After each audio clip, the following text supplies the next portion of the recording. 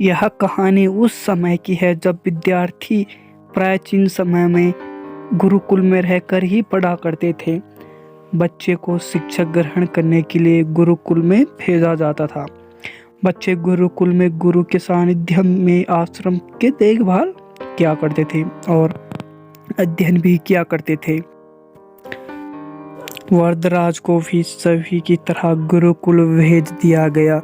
वहाँ आश्रम में अपने साथियों के साथ घुलने मिलने लगा, लेकिन वह पढ़ने में बहुत ही कमज़ोर था। गुरुजी की कोई भी बात उसके बहुत कम समझ में आती थी।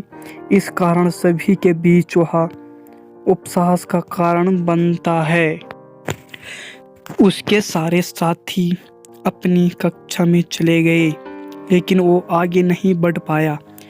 गुरुजी ने भी आखिर हार मानकर उसे बोला, बेटा वरदराज, मैंने सारे प्रयास करके देख लिए हैं। अब यही उचित होगा कि तुम यहाँ अपना समय बर्बाद मत करो। अपने घर चले जाओ और घर वालों की काम में मदद करो। वरदराज ने भी सोचा कि शायद विद्या मेरी किस्मत में ही नहीं है। वरदराज भारी मन से गुरुकुल से घर के लिए निकल गया। दोपहर का समय था। रास्ते में उसे प्यास लगने लगी। इधर उधर देखने पर उसने पाया कि थोड़ी दूर पर ही कुछ महिलाएं कुएं से पानी भर रही थीं। वह कुएं के पास गया।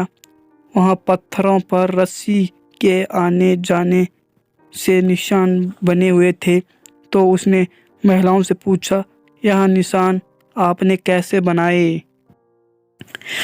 तो एक महिला ने जवाब दिया, बेटे, यह निशान हमने नहीं बनाए।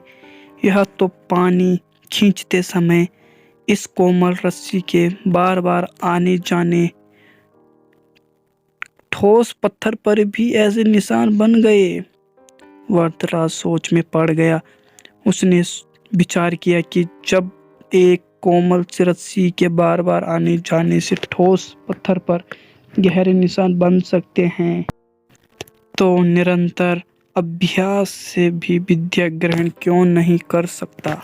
वरदराज ढेर सारे उत्साह के साथ वापस गुरुकुल आया और अथक कड़ी मेहनत के गुरुजी भी खुश होकर भरपूर सहयोग किया। कुछ ही सालों बाद यही मंदबुद्धि बालक वरदराज आगे चलकर संस्कृत व्याकरण का महान विद्वान बना, जिसने लघु सिद्धांत कौमुदी, मध्य सिद्धांत कौमुदी, सार सिद्धांत कौमुदी, गीर्वाण पदमंजरी की रचना की। दोस्तों, इस कहानी से हमें यह सीख मिलती दोस्तों, अभ्यास की शक्ति को तो कहना ही क्या है, यह आपके हर सपने को पूरा करेगी। अभ्यास बहुत ज़रूरी है, चाहे वह खेल में हो या फिर पढ़ाई में। किसी और चीज़ में बिना अभ्यास के आप सफल नहीं हो सकते।